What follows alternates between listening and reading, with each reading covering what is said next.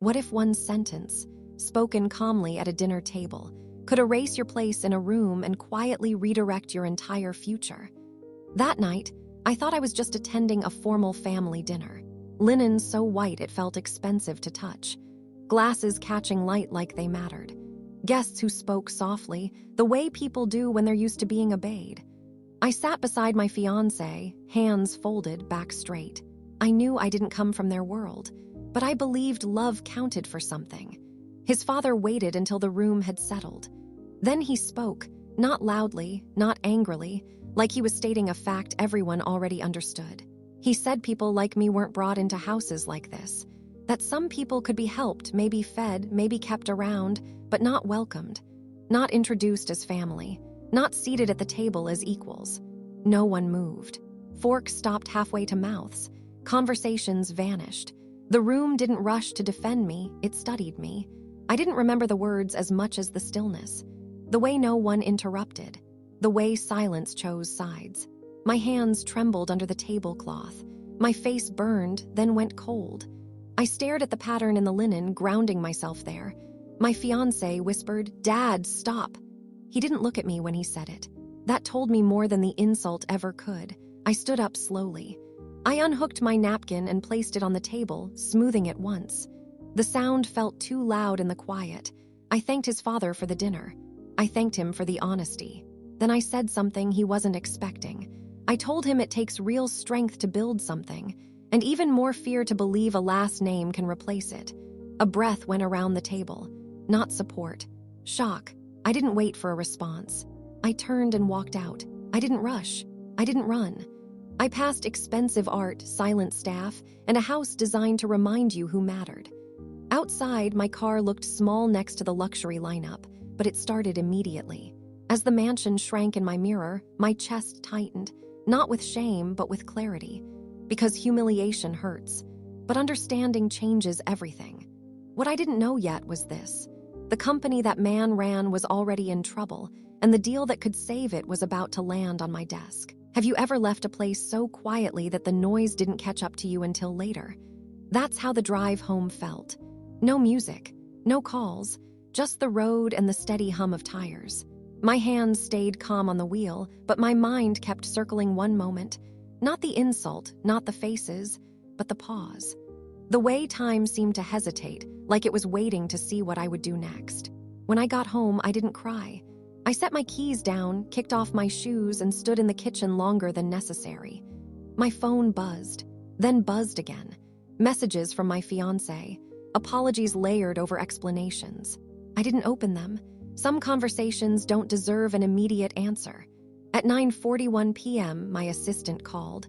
She never called that late unless something was wrong or urgent. She skipped small talk and went straight to the point. The other side wanted to move fast. Meetings pulled forward. Deadlines compressed. The tone had shifted, quiet confidence replaced by pressure. I sat down. The company his father ran had been struggling longer than anyone admitted. Long enough that the numbers had stopped lying to us. Aging systems, cash quietly bleeding, a future that depended on a pivot they couldn't build themselves. They didn't need approval. They needed access to what we'd built. I looked at the window, the city lights blurred by distance, and let the silence stretch. My assistant waited. I didn't answer right away. I let the question sit between us, heavy enough to be honest. We had structured everything carefully, layers between my name and the deal. Not secrecy, intention. Because noise attracts the wrong kind of attention, and leverage works best when it's underestimated. Tonight confirmed that instinct. I told her to pause it, not cancel, not threaten, just stop the clock. Pull the momentum. Let silence do the talking. She warned me what that would mean, messages, calls, panic, I knew. When the line went dead, my phone buzzed again. A new number this time, one I recognized from the paperwork. I watched it ring until it stopped. Because the most powerful move isn't confrontation. It's control, and I just stepped into it. Morning didn't arrive gently. By 7:12 a.m., my phone was vibrating again. Not buzzing, vibrating. Missed calls stacked from unfamiliar numbers. Legal teams, advisors, one message from my fiancé that was shorter than the rest. "Please, just talk to me." I didn't respond. Because control doesn't mean comfort, it means responsibility. At 8:03 a.m., my assistant called back. This time, she didn't sound calm. She sounded careful. The pause had been noticed, not publicly, but internally. Calendars were being reshuffled. Executives were asking questions no one wanted to answer out loud. The silence was no longer empty. It was loud enough to be misread. Rumors started forming, not facts, interpretations, that we were unstable, that financing might be shaky, that maybe we'd overreached. One long-term partner quietly asked if we were still committed to the timeline. That was the first cost. Control doesn't freeze the world, it provokes it. By mid-morning, the call I'd been expecting finally came through. I recognized the number instantly. I let it ring longer than necessary before answering. His voice wasn't polished like the night before, but it wasn't apologetic either. He spoke like this was a misunderstanding, like I'd stepped out of line, not into position. He warned me about consequences, about markets, about perception.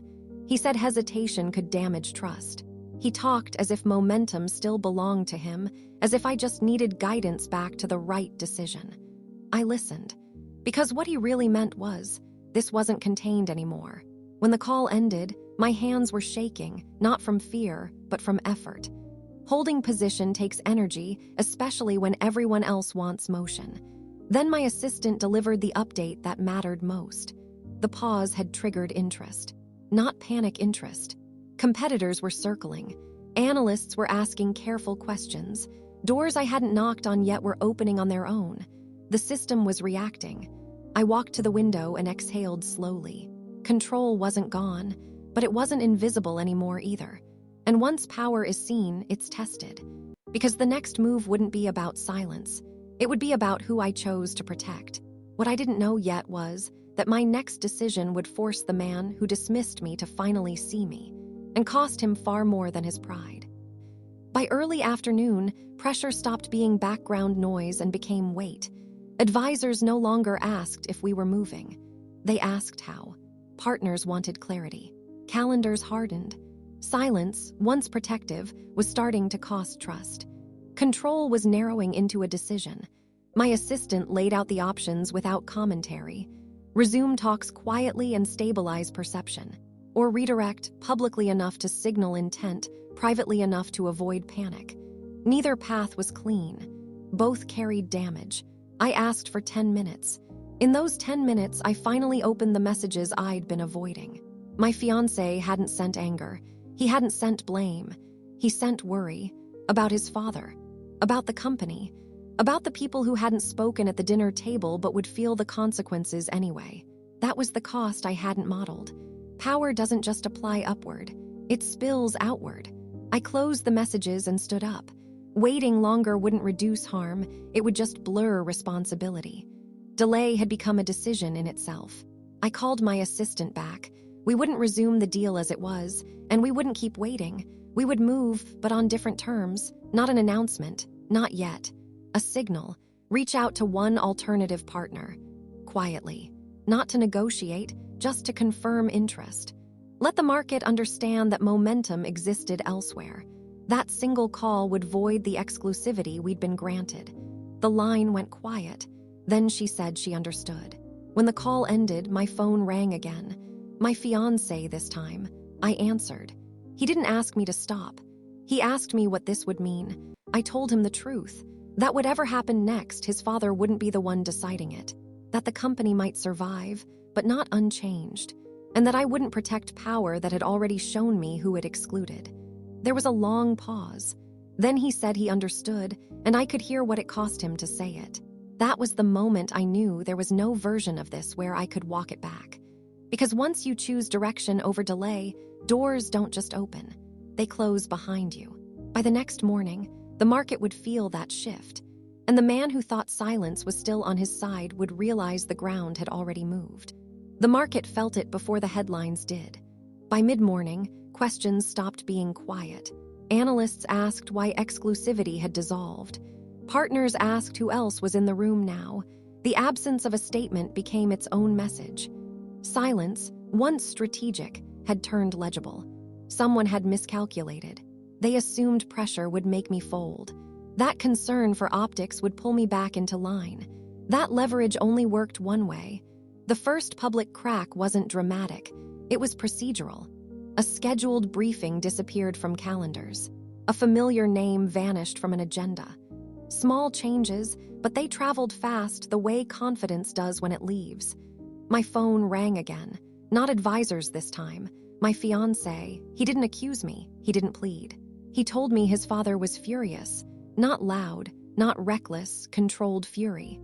The kind that believes it's been wronged by process, not people. He still thought this could be corrected. He still believed authority could put the pieces back where they were. That was the miscalculation. Because authority only works when the system agrees to recognize it. By noon, confirmation came in from the alternative partner. Not an offer. Not terms. Interest. Formal, documented, undeniable. Enough to force a reassessment of where momentum lived. That was when something broke. It wasn't the deal. It was the narrative. The story that power resided in one place no longer held. And once that story cracks, it doesn't heal quietly. My assistant asked if we should prepare a statement. I said no, not yet. Let facts do what statements try to rush. Then the message arrived, not from his father, from the board, short. Measured, careful, they wanted a conversation. I stood by the window and felt the weight of it, not triumph, not relief, but consequence settling into permanence. There would be fallout, careers reshaped, relationships strained. No version of this ended clean. This time, the silence didn't belong to me. I took a breath. Because when consequences surface, you don't explain them away. You decide what happens next and who no longer gets a say in it. And the next meeting wouldn't be about saving a company. It would be about who no longer had the authority they assumed was permanent.